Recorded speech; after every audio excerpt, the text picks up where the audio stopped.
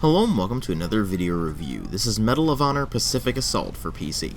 This is a first-person shooter and the 7th game in the Medal of Honor series. It was developed by EA Los Angeles and published by Electronic Arts in 2004 for PC exclusively. And in the grand scheme of the Medal of Honor series, this one's not particularly well received, but nor is it particularly badly received, though opinions of the title around its release were generally more positive than anything else. And I think most of that is because this is one of the relatively few games to feature the Pacific Theater. The vast majority of World War II games are centered around the European theater, and people found that really boring by 2004 because they had done it dozens of times. I mean, think about it. There are 6 prior installments in the Medal of Honor series alone, and all of those feature the European theaters except for Rising Sun. And if you've seen my video on Rising Sun, you know that that game was absolutely terrible. So they had a lot to prove with this particular title, that they could actually handle the Pacific Theater with some degree of competency. Did they manage to do that? Well, let's go ahead and delve into this thing and find out. Well, as far as presentation goes, it really didn't look all that great for its time, and a lot of that has to do with the texture work and the shaders. You see, this actually runs on the Lithtech engine. It is the only game in the entire Medal of Honor series to do so, and it's not used to very good effect here. If you're saying, hey, that engine sounds kind of familiar, you probably know it from No One Lives Forever or Contract Jack, or maybe even Aliens vs. Predator 2. You see, up until Monolith Productions was acquired by Warner Brothers, it was actually their in-house engine. Now, they did have a separate sub-company that developed the engine further while they actually developed the games for it, but that's beside the point. It was actually licensed out for a fair few games in its day because it was a pretty impressive engine for its time. The problem is that you have to really know what you're doing to be able to coax all of the visual power out of the engine. And EA Los Angeles clearly did not know how to do this, because you have shaders that look pretty bad for their time, and the texture quality is really low. I have this thing absolutely maxed, and the texture quality still looks even inferior to Medal of Honor Allied Assault in some places.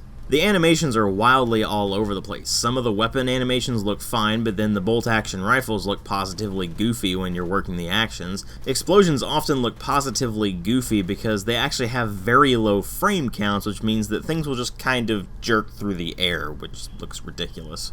Similar problems occur when you actually attack enemies. They'll go falling to the ground, but it'll be a really jerky animation because it's really low in frame counts. And then there's the somewhat weird animation quirks like the sight change that comes up when you actually bring the iron sights up on the Arisaka rifle. You see, if you're like EA Los Angeles and you have absolutely no idea how firearms work, let me give you a quick crash course in what the flip-up sight is actually for on the Arisaka rifle. You see, when you have it flipped down, that's your battle sight. You're going to be using that for the vast majority of your combat encounters. When you flip up the rear sight, what that is actually for is to adjust for elevation so you can actually aim for longer distances.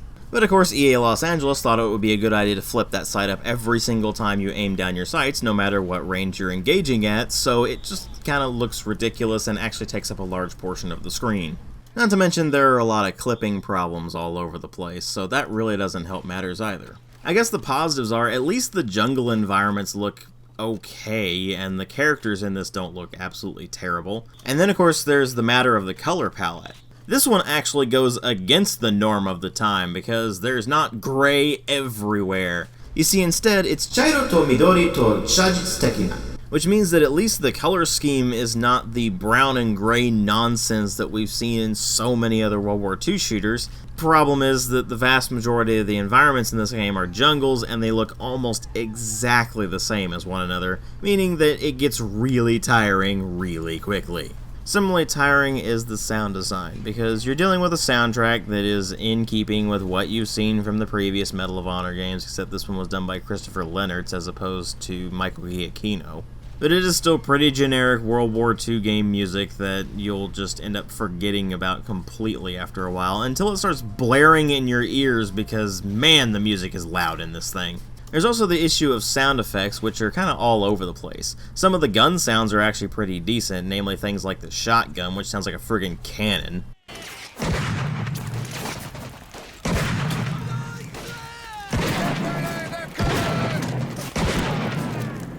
But then you have the M1 Garand still reusing the same sound effect that they've been using for the past 3 games in the series, which is just annoying. And then you have other guns that don't necessarily sound all that much like guns, like the Tommy gun, for example. But my personal favorite is when you have a pea shooter like the M1 Carbine and it does barely any damage, but the actual sound makes it sound like a completely badass gun. In fact, the M1 Carbine sounds better than the M1 Garand, but is considerably less powerful.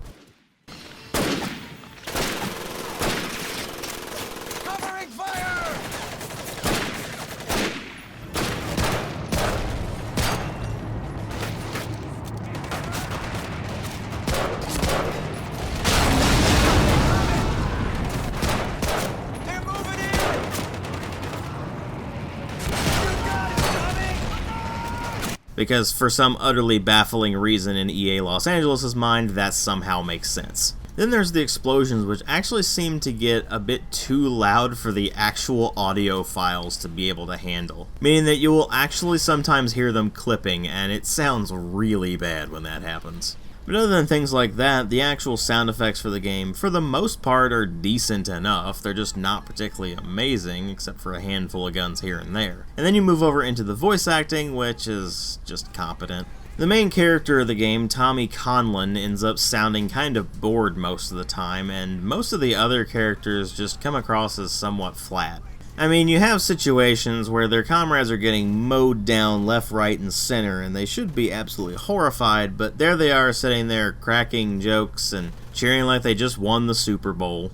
Which, sure, if they manage to actually succeed at a battle, I can imagine them celebrating, but then you've got the moments where they're trying to be more serious, and it's almost like they're trying too hard. It becomes pretty clear rather quickly that the voice acting direction in this was really not all that strong. Consistency isn't just important in the gameplay mechanics, it's also important in the voice acting as well. If the characters don't really sound all that consistent throughout the course of the game, it actually comes across as rather jarring and makes it rather hard to get attached to those characters. Which, as it turns out, is actually a pretty big problem for the game, because obviously what really matter here are the story and the gameplay, and the story in this takes a pretty big departure from what we're used to from the Medal of Honor series at this point.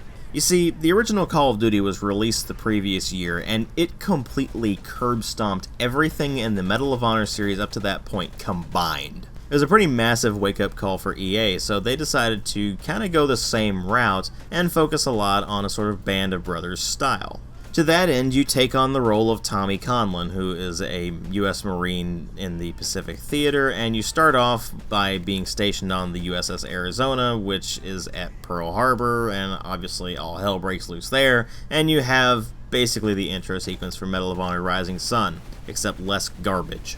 I mean, don't get me wrong, it's still pretty crappy, but it's not anywhere near as bad as Rising Sun's was. There's not really much of a way to make the Pearl Harbor segment interesting and compelling from a gameplay perspective, because you know what happened there in reality, and it's actually really jarring to sit there and be the big bad hero who is mowing down dozens of Zeros, when in reality they've lost maybe 30 planes at most. There's not really a way to make that gamey and not make it feel contrived and almost insulting. But of course, they have to open with a really big set-piece moment, so they've got to throw that in there. Except the game doesn't actually start there. Instead, it starts with raiding the beach at Tarawa, and then after that it goes back to boot camp, where you go through a ridiculously long and ridiculously boring tutorial segment, and then after that you go to Pearl Harbor. Meaning, this tutorial is especially insulting because the tutorial segment does not go over just the new things you need to know after having gone through those intro bits. Oh no, it has you go through literally everything. This is how you walk. This is how you look around. This is how you change your stance from standing to crouching or prone. This is how you aim down your sights. This is how you shoot your gun. This is all stuff you learn in the very opening segment of the game if you've never actually figured it out before, and if you're someone who's actually played FPSs previously, then it's insulting to your intelligence. For the life of me, I cannot figure out why they put the boot camp segment in the game at all, or didn't just shorten it to the bits that are actually relevant for what you're going to need to know later on in the game. But anyway, once you finally get out of the tutorial segments and out of the Pearl Harbor segment, then you get into the actual meat of the game, which starts off on Makin Island, and then it moves over to Guadalcanal, and finally you go to Tarawa. You heard me right, that is 3 battles that you're part of. And they drag on and on and on. Because you're probably thinking, oh, it's just 3 battles, that's pretty short. No, they lengthen it out by adding multiple segments of those particular levels. So it's about 5 segments you have to go through per battle in order to finally get to the next battle. Now, of course, the real reason for it just dragging on and on and on, I'm going to cover more when I get to the gameplay, but as far as plot goes, you're basically following Tommy as he and his squad go through these various battles, and they try to do the Band of Brothers thing, where they give each character something resembling a personality and say, hey, you should feel for these characters, even though it's pretty much impossible to, because they're basically cardboard cutouts. In fact, the only reason I know your medic's name is Jimmy is because you shout his name an awful lot whenever you call for your medic. The other 2 major members of the squad are the squad leader Frank and the sniper Willie. Though to be perfectly honest with you, I actually had to go back and check to make sure I got their names right because they are completely forgettable. A big reason something like Band of Brothers works as well as it does is because the characters are fully fleshed out and they are portrayed extremely well. Thing is that Band of Brothers has a bit of an advantage in that because the characters in that are actual people. Pacific Assault does not have that advantage, so when they have to go forth and actually create compelling characters, they fail miserably at it, thus making it fail miserably at actually being something resembling Band of Brothers. It's pretty much impossible to actually give a crap about any of the characters simply because they're all cardboard cutouts and have barely any personality to them whatsoever, and what personality there is generally kind of annoying. And the player character himself, Tommy Conlon, is not much more than a player avatar who says things between the missions. About the only characterizations you see out of him are during the cutscenes between missions, where he might narrate something or he might make a simple comment to someone and you sit there going, okay, I do not care. Not to mention the story itself is just the same old tired, you're fighting in World War II, here's the setup for what you're actually gonna do, go do it stuff that you're used to from Medal of Honor at this point. Though luckily you're not a combination of James Bond and Rambo, you're just Rambo this time around. So at least they don't have something wildly jarring like that. Oh wait, they do. There's a segment where you suddenly have to fly a Dauntless. And apparently Tommy can just do that, like it's nothing, because that makes sense. They very haphazardly try to justify it by having a cutscene before that segment where Tommy mentions that they've been hanging out with the pilots a lot and occasionally the pilots will let them fly the planes a bit. But come on, that is just contrived and stupid. It is for literally no other reason than to try to spice the gameplay up by having an aerial combat section. Not to mention it's the absolute worst part of the game, but I'll get to that in a moment. Because you see, since the story is almost exclusively set up for what you'll be doing throughout the course of levels, which is just mowing down tons and tons and tons of Japanese soldiers and doing the very typical World War II shooter fare of, go here, plant a charge on an objective, go here, defend it against incoming waves of enemies, go here, wipe out all the enemies in that area, and then wait for further orders. You've seen and done it many, many times before, the only difference is the scenery. Which of course means that it falls to its core gameplay mechanics to bring things up. The problem is they don't really bring anything up, because what you're dealing with here is a very subpar first-person shooter that happens to be in that transitionary period between where we're going from old school shooters to the style that basically Call of Duty 2 cemented. To that end, you have 2 weapon slots which can take up things like rifles, submachine guns, BARs, of course rifles, things like that, and then of course you have a few other slots as well for grenades, for satchel charges, and for your binoculars. This was also before regenerating health was much of a thing. It was in a few games at that point, but not all that many, and so it stuck with the finite health system. The thing is, they changed how it works. You see, you can still find health pickups on the map sometimes, but it's not very common, meaning that you have to rely entirely on your medic. Well, you may be wondering how that works. Well, you can press a button to call the medic over to you, or you can go over to the medic and then call for help in order to have them sit there and heal you up. While you're being healed up, all you can do is look around. You cannot shoot at anything and you cannot move.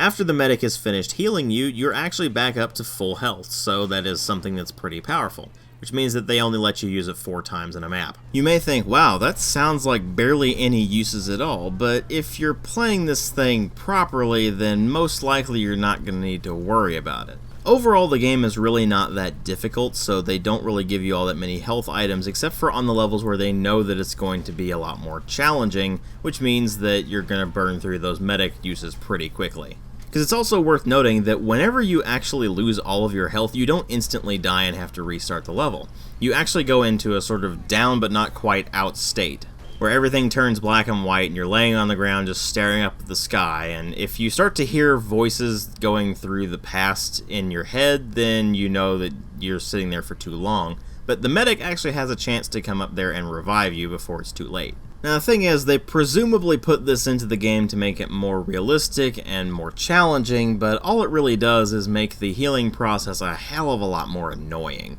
Because as I said, whenever you have to use the medic, you are immobilized for several seconds while he has to go through his healing animation. Which also means that process can actually be interrupted by him getting shot or hit with a melee attack or hit with a grenade. And whenever that happens, it is incredibly irritating. Especially when you're running extremely low on health and a single hit could probably take you down. That sort of thing just grinds the game to a screeching halt as you desperately take cover and wait for the medic to come to you. Now admittedly, the game is actually slower paced than its predecessors. It's not meant to be played in this sort of run and gun style, because all of the weapons are horrendously inaccurate while on the move, and so you have to sit there and stop and take your time and aim at enemies. This can either be accomplished through just firing from the hip or going into iron sight mode, which, unlike Call of Duty for example, does not give you the option to hold the button. It is only a toggle, which makes it really annoying because the animation to go into and out of iron sight mode actually takes a couple of seconds.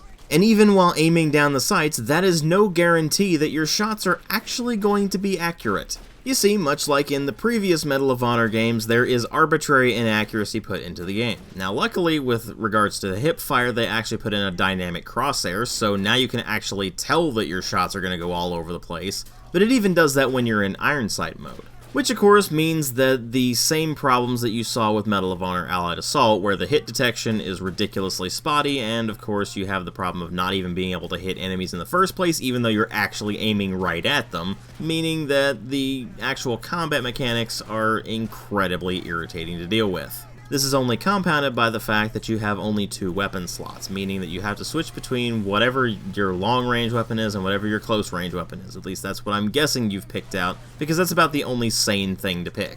But realistically, you're probably going to go for whatever you can actually find ammunition for, because it doesn't really seem to matter what you're using, the enemies are all bullet sponges. Oh sure, I've seen enemies go down with a single shot before. I've also seen them take upwards of a dozen hits before going down. You will regularly get headshots on enemies, and instead of actually dropping them instantly, it'll knock their helmet off and they'll be fine. The problem is that other times it does instantly drop them. There is no consistency to the damage modeling in this game whatsoever. So most of the time, your strategy is going to be not much more than keep shooting it until it stops moving. You will be wasting so much ammunition in this game, it's not even funny. And I found that mostly it's just better to aim from the hip anyway, because going into iron sight mode is more of a liability than an asset. You find very quickly that it doesn't really help you much except for particularly long-range shots, which are not going to be the vast majority of combat encounters in this game. Most of the combat is relatively close quarters, so your weapon of choice is probably going to be a submachine gun, because they don't give you access to semi-automatic rifles until about halfway through the game.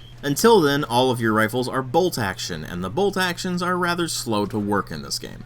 Of course, it doesn't help that half the time the enemy will be doing a bonsai charge right into your face anyway. You see, the AI in this game is no smarter than it was in the previous Medal of Honor games, which is to say that it's completely brain dead most of the time. Oh sure, you could reference the fact that they can throw grenades back at you now, but that doesn't change the fact that they will stand there in the open and let themselves get shot to bits, or they will charge you from halfway across the map to hit you in melee. Or sometimes you'll toss a grenade at them and they'll just stand there and let themselves get blasted apart. It's just ridiculous. About the only thing the AI is good at is actually dishing out damage to you, because they can do that in spades.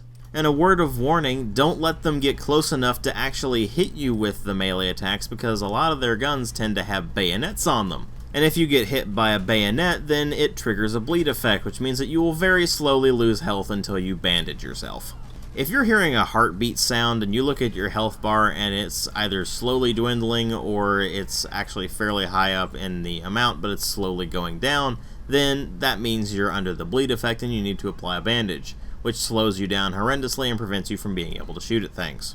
Now this will primarily happen when an enemy charges you with a bonsai charge and then sticks you with their bayonet. But it's not exclusively due to that. You will actually find that there are objects in the environment that can cause bleed effects even if you barely even touch them at all. Now of course in those instances the bleed effect ends up being more of a nuisance than anything else, simply because you barely take any damage from the thing that gives you the bleed effect. But if you had really low health to begin with, then it can become a pretty serious problem, because bandaging yourself takes several seconds. And I have run into numerous instances where I had really low health and then a bleed effect was applied to me, and before I could actually finish bandaging myself, I bled out. So that does get pretty irritating, but luckily there is a save system in here where you can save anywhere, and there's checkpoints on top of that, so that does help. But there is one other major change that they made to this game, and that was the introduction of squad elements. You see, this isn't just a first-person shooter, you have some rudimentary amount of being able to command your squad around. Except it never seems to work. You tell them to move forward, they just kind of do that anyway. You tell them to move back, they don't really do much of anything at all. You tell them to shoot at things, and they've already been shooting for the past several minutes. You tell them to rally on your position, and they're probably already standing around you anyway, so there's not really much point in that. But here's the thing. They teach you how to do this in the opening tutorial segment, but they don't give you the ability to actually do it until about halfway through the game.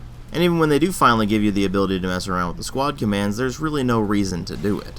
Between your squad just not listening to your commands very much and the general stupidity of the AI, the squad command mechanics are almost more of a liability than an asset there. Certainly a neat idea, but the execution there is just pitiful. And then of course there's the game's idea of variety, which consists of go to this location, mow enemies down, and then the next section will be a turret section. There are a lot of turret sections in this game, and every last one of them is boring. One of the earliest things the game throws at you is the turret section where you're mowing down Zeros when they're coming in to attack Pearl Harbor. Then later on you start mowing down more Zeros while you're at an airfield. And then you mow down more Zeros when you're in the back of the Dauntless. And then of course there's the turret section at the beginning of the Battle of Tarawa. And those are just mandatory turret segments. There's also any turret segment where you decide, hey, I'm going to use this emplaced gun for a bit, of which you have ample opportunity because there's tons of them throughout the game. But of course the same rules that apply to all of your small arms apply to the emplaced guns as well. They actually have arbitrary inaccuracy. Likewise, the damage modeling is still wildly inconsistent. So the vast majority of the game is running around on the ground with barely even functional shooting mechanics, or going into turret segments with barely functional shooting mechanics, or going up to an object and pressing the use key. That's pretty much it. The entire game is extremely linear, but it's especially so when you go into certain jungle levels and they are literally just a narrow path that you follow to the end. Some areas open up a bit more to give you more to worry about. Maybe you'll have to worry about an attack from the front or the side instead of just the front, and thus they give you the opportunity to reposition so you're better covered against those particular enemies. But other than that, it is still a really linear game, and you're just going to be following a pretty narrow path throughout the entirety of it. But then there's the Dauntless level, where you start out in the rear turret and then the pilot bails out of the plane and thus you have to take control of the plane, which has some of the worst flying controls I have ever seen in a first-person shooter. You have to use the mouse to fly around. Now that could be okay because War Thunder does that and it works just fine. But this is not a flight game, and it was not designed as a flight game. This was designed as a one-off set-piece moment so you can have something to break up the monotony. Which is of course something it desperately needs because this game is unbelievably monotonous. But I digress. Actually flying the Dauntless is an exercise in utter futility. If you get through that section, it's pretty much on pure luck. When you try to turn the plane around to actually engage enemy planes, then you find that not only are you ridiculously sluggish, but the controls themselves are barely even responsive during that section. To make matters worse, the Zeros basically fly circles around you, and good luck actually spotting them before they move out of sight again. So the entire time you're trying to go through that section, you are trying desperately to find any of the zeros so you can actually shoot them down before they manage to do enough damage to you to bring you down. It's a lot easier said than done, and it will take you several tries before you finally manage to get lucky enough to actually take them all down. It is an immensely frustrating experience, and it ends up being the absolute worst part of the game because you are just constantly fighting the controls to do something that's really not fun to begin with. Because all that really is a turret segment in disguise. It just happens to be one that goes past simply being the boredom that is the previous turret segments in the game and happens to become outright infuriating because the controls are garbage. So as far as the single player goes, all you've got here is the same crap you've been doing from just about any other World War II shooter out there. The only main difference is that, hey, it's set in the jungles in the Pacific as opposed to being in Europe and North Africa. The gunplay is just awful, the enemy AI is ridiculously dumb, and they managed to even screw up the shotgun again. Once again, it's pretty much impossible to take out an enemy with a shotgun unless they're right in your face and you're shoving it down their throat, making something that sounds awesome end up being incredibly irritating to use in actual gameplay context. The turret segments don't do anything to break up the monotony. If anything, they add even more monotony to it, and you're dealing with a health system that in theory is a cool idea, but in practice is either a nuisance or outright infuriating when you're having to deal with the medic not being able to heal you because they keep getting interrupted, not to mention the bleeding effect. And on top of all of that, they throw in a squad command system that's pretty much non-functional and a story that leaves you rolling your eyes and going, okay, here we go again. All of which brought together means that the single player experience is one of two things. Either it's just boring, or it's outright irritating. There is nothing else. There is not a single moment in the entire game that is outright enjoyable. And that is precisely because every time you come across a moment that should be interesting or compelling, it ends up being ruined by the mechanics just being pathetic. Of course, that's all the single player. I have absolutely no idea how the multiplayer is because I've never managed to get it working even back in the day. And of course, since its online services were handled by GameSpy and they shut that down in 2014, the game doesn't natively have multiplayer capabilities anymore. You could probably still get a LAN game going, but other than that, good luck playing this thing online without having to do a lot of research and a lot of messing around with the game files, and it's really just not worth it, I imagine. The entire Medal of Honor series has never been particularly good as far as multiplayer goes, and by this point, it had been pretty much completely eclipsed by Call of Duty. Pacific Assault was a pretty desperate attempt for them to try to catch up to what Call of Duty was doing and doing considerably better, and it just failed miserably at that. When the game's not simply boring, it's outright irritating, and there's very few redeeming qualities about it other than it's one of the relatively few first-person shooters set in the Pacific theater. And while it's certainly quite a bit better than Medal of Honor Rising Sun, that's really not saying much. The majority of the game simply being boring makes it better than Rising Sun, because Rising Sun is downright misery. But that doesn't make Pacific Assault a good game. Doesn't even make it a decent game.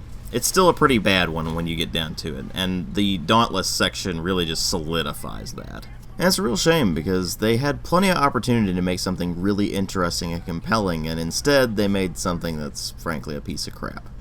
I give it a 1.5 out of 5. Thanks for watching.